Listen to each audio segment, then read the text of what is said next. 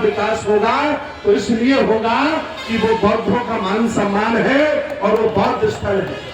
मैं बताना चाहता हूँ, आपने अगर कुरेदने का काम कर दिया है तो धीरे धीरे ये आवाम हमारी जान जाएगी और हम लोग उस काम पर बहुत दिनों से संघर्ष कर रहे हैं।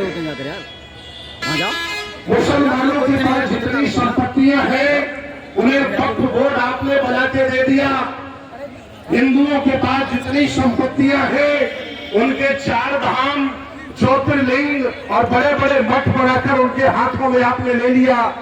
ईसाइयों के पास जितनी बड़ी बड़ी संपत्तियां हैं वो सब चर्चों के माध्यम से और मिशनरी स्कूलों के माध्यम से उन पर भी उन लोगों ने कब्जा कर लिया। लेकिन भारत में जितनी भी बौद्धों की संपत्ति है उसको भारतीय पुरातत्व सर्वेक्षण कब्जा करके एक सरकारी विभाग क्यों बैठा है। अगर सबके पास सबको सारी संपत्तियां दे दी गई तो ये भारत सरकार कब प्राचीन बौद्ध विरासत बोर्ड बनाकर उसको मालिक बौद्धों को बनाएगी और यह फिर कब तक मूर्ख बनाएगी। ये चिंतन का विषय है। यह सभी पढ़े लिखे लोग भगवान बुद्ध की विचारधारा को जन जन तक पहुंचाने वाले लोग आए हैं। सबके पास संपत्तियां हैं, सबने कब्जा कर लिया है, लेकिन हमारी संपत्तियों पर भारतीय पुरातत्व सर्वेक्षण का कब्जा क्यों है। आज मैं आपको बताना चाहता हूं, पूरे भारत में वन विभाग से भी ज्यादा संपत्ति, सिंचाई विभाग से भी ज्यादा संपत्ति भारतीय पुरातत्व सर्वेक्षण के पास है और उसके पास जो 99% संपत्ति है वो सब बौद्धों की संपत्ति है, आपकी संपत्ति है, जिस पर आपका मालिकाना हक है। लेकिन आपके कमजोर, बुज़दिल, नालायक और अज्ञानी होने की वजह से इन पढ़े लिखे लोगों ने गेम किया है, चालाकी की है, आपकी सारी विरासतों पर बलात् कब्जा कर लिया है। अभी इन्होंने जब मस्जिद में सर्वे कराने का अभियान चलाया तो मैंने दिल्ली लाल किले से इनको ललकारा, अगर सर्वे कराया और ईमानदारी से सर्वे करने वाले अगर गहरा सर्वे कर दिए तो मेरा बौद्ध मठ निकल आएगा, ना तुम्हारी मस्जिद बचेगी और ना तुम्हारा मंदिर बचेगा, क्योंकि तुम दोनों लोग बाद में आए हो। पहले हम लोग हैं, यहाँ के राजा महाराजा हम हैं, बौद्ध हम यहाँ के हैं, ये धरती हमारी है। 2500 वर्ष पहले यहाँ हम लोग आए, हम लोगों ने अपनी संस्कृति का विस्तार किया। 1400 वर्ष पहले इस्लाम आया और हिंदू धर्म की तो उम्र 1000 साल है। भारतीय इतिहास उठा के देख लीजिए, तमाम डीएम एसएसपी मेरी बात सुन रहे होंगे, छुप छुप करके एलआईओ वाले खबर दे रहे होंगे बाबा को कि बदायूं में कुछ हो रहा है। मैं आपको बताना चाहता हूं, अगर भगवान बुद्ध के महायानी परंपरा को परिवर्तित करके आपने अगर पाली को परिवर्तित करके संस्कृत और हमारे देवी देवताओं को परिवर्तित करके महायानी देवी देवता में बनाया होता तो कभी भी ब्राह्मण धर्म और हिंदू धर्म यहाँ पैदा ही नहीं होता। हमारे बौद्ध धर्म का बदला हुआ रूप हिंदू धर्म है। असली सनातनी हम है, असली सनातनी हम है, तुम लोग फर्जी सनातनी हो। अगर हिंदू चिल्ला रहे थे अब तक आप क्यों बंद कर दिया हिंदू हिंदू कहना? क्योंकि सत्याग्रह प्रकाश लोगों ने पढ़ लिया, हिंदू का मतलब लोगों ने जान लिया है। अब ये सनातनी सनातनी चिल्ला रहे हैं। भगवान बुद्ध कहते हैं ऐस धर्मो सनातनो, भगवान बुद्ध का ही धर्म, प्रकृति का धर्म ही सनातन धर्म है। तो असली सनातनी कौन हुआ? हम लोग हुए असली सनातनी।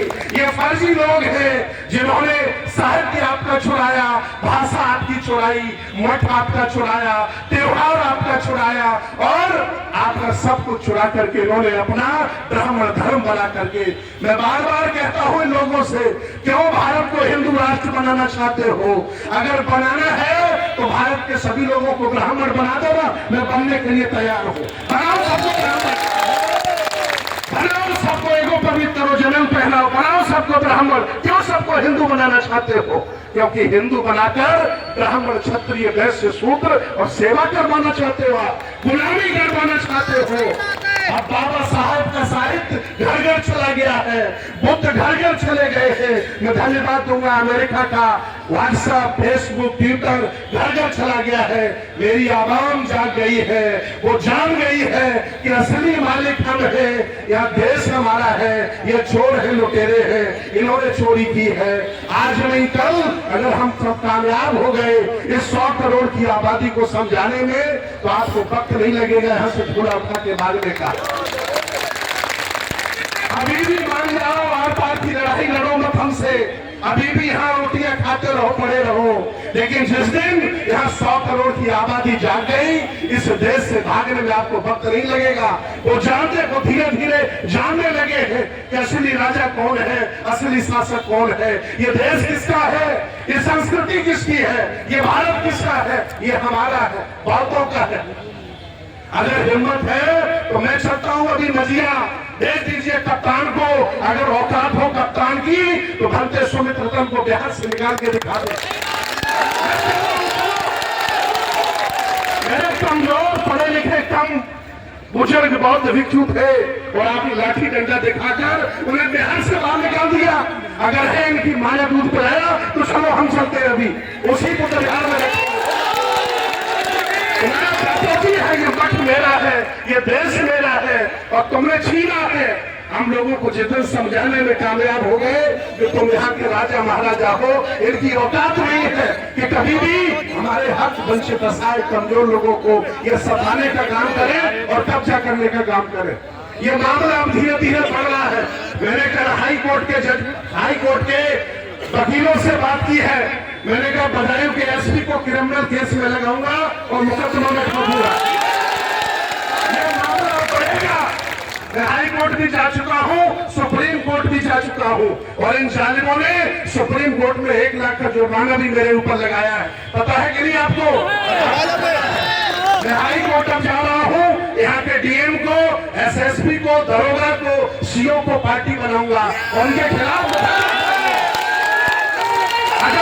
अगर हम लोग ऐसे ही चुप रहे, अगर हम लोग ऐसे ही नालायक बनकर के अपने घरों में बैठे रहे तो ये तुम्हारे घरों पर भी कब्जा कर लेंगे, देख लेना।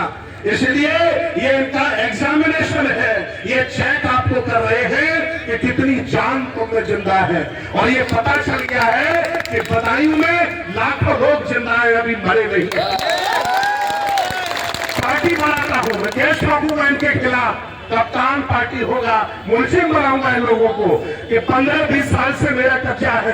आपको मालूम है अगर किसी को किराए पर मकान दे दिया जाए तो उसको आप निकाल नहीं सकते हैं, वो भी मोहब्बत से निकाला जाता है। ये भारत का कानून कहता है और ये लाठी डंडे के बल पर 25 साल से मेरे कब्जे के बिहार में हमें कैसे निकाल सकते हैं, इन पर मुकदमा बनता है।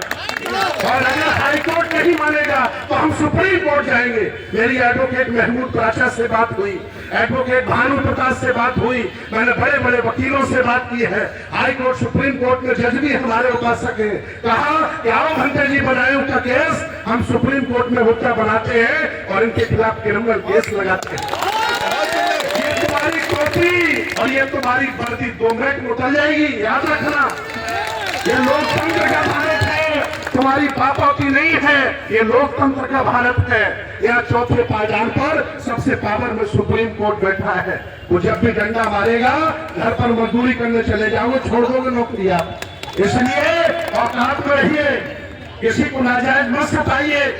ये सोई हुई जनता है, हम लोग रात दिन मेहनत कर रहे हैं, आज नहीं कल वो जागेगी और फिर ये देश गौतमय बनेगा, बुद्ध की संस्कृति का बनेगा।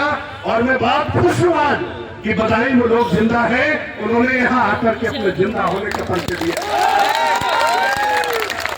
5 दिन का अल्टीमेटम हम लोग देते हैं, 5 दिन का। मेरी बात हुई अभी यहाँ के वकील जो आयोजक मंडल है, इन्होंने ये ज्ञापन तैयार किया, 5 दिन की मोहलत देता हूँ ससम्मान बौद्ध भिक्षुओं को। जिस तरह से तुमने लाठी डंडा लेकर निकाला है, फूल की माला पहना करके अंदर कर दीजिए। 5 दिन का अल्टीमेटम है। मैं हाई कोर्ट पर मैं आपको मिलूंगा इलाहाबाद में।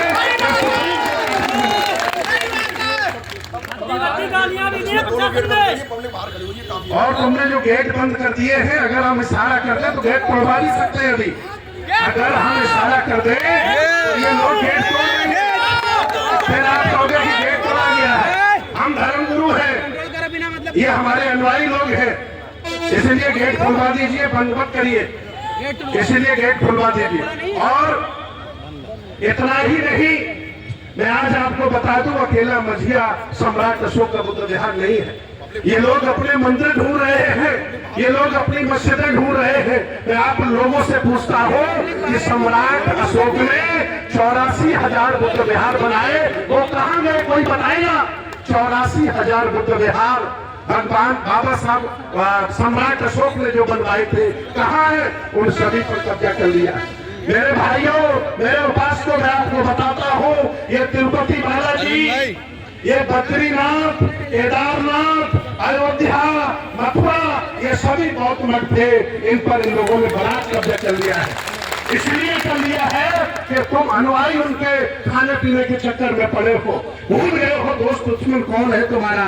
इतनी बड़ी संस्कृति, इतना बड़ा दर्शन, इतना बड़ा साम्राज्य, सम्राट महापद्मनंद से लेकर और सम्राट हर्षवर्धन तक, यहाँ 1250 साल बुद्ध की संस्कृति का शासन रहा।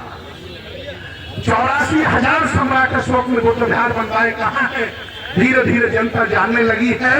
और मैं आह्वान किया था, हमने जब अयोध्या का केस किया उस समय आह्वान किया था कि तुमने एक मेरा साकेत छीन लिया है, अब हम लोग लाखों साकेत बनवा करके बदला लेंगे, और आज नहीं तो कल अपने लोगों को जगाकर इस देश भारत का प्रधानमंत्री तक बनवाएंगे, तब जाकर के हम समझाएंगे कि ये देश मेरा है। और आज मैं सभी लोगों का बहुत बहुत आह्वान करता हूँ, जितने भी यहाँ पर सामाजिक लोग आए, धार्मिक लोग आए, संगठन चलाने वाले लोग आए और राजनीति करने वाले लोग आए, सबका बहुत बहुत धन्यवाद, क्योंकि ये राजनीतिक मुद्दा नहीं है, ये मान सम्मान की लड़ाई है। और जो यहाँ दिखाई नहीं देगा वो आगे चल करके हमारे वोट भी हमसे नहीं ले सकता है। आप लोगों ने ही इन लोगों को कितना पावरफुल बनाया है। याद करिए, 2 MLA ये नहीं जिता पाते थे और आज पूरे देश पर कब्जा कर रहे हैं, क्योंकि आप लोग इनकी मीठी मीठी बातों में आ गए थे। आप लोग फंस गए थे इनके माया जाल में कि ये बहुत अच्छा बोलते हैं, बहुत बढ़िया बोलते हैं, अच्छे दिन कभी आएंगे, देख लो बधाई वाले अच्छे दिन आ गए हैं। इसलिए इन चालबाज बदकारों झूठों के चक्कर में मत पड़िए। कुछ हमारे लोग झूठ बोल करके राजनीति करना चाहते हैं, झूठ बोल करके राजनीति करने का परिणाम यही होता है कि वो घर मकान दुकान छीनते हैं और हमें पैदल कर देते हैं। इसलिए तमाम नेता है यहाँ जिन्होंने आपके वोट से MP MLA बनने का काम किया, अगर आज वो हमारी विरासत की लड़ाई में साथ नहीं देंगे तो ये बताएंगे कि जनता उनको कभी वोट नहीं देगी। 6 की 6 विधानसभा हारेंगे, पूरा प्रदेश हारेंगे, पक्का साफ कर दोगे, करोगे कि नहीं करोगे? सम्मान से बढ़ के कुछ नहीं होता मेरे भाइयों। इसलिए आज हम बौद्ध भिक्षु हैं, हम लोग दया करुणा सील पर चलने वाले हैं, और जब कोई ज्यादा ही हमें सताएगा तो हम भी खाना खाते हैं, हमें भी जज्बात आते हैं। हम भी उसी खानदान के लोग हैं जो पहले देश पर शासन कर गए। हम लोग ऐसे आसानी से डरेंगे नहीं, झुकेंगे नहीं। एक बार फिर निवेदन करेंगे कि हम लोग हिंसा का साथ नहीं लेंगे।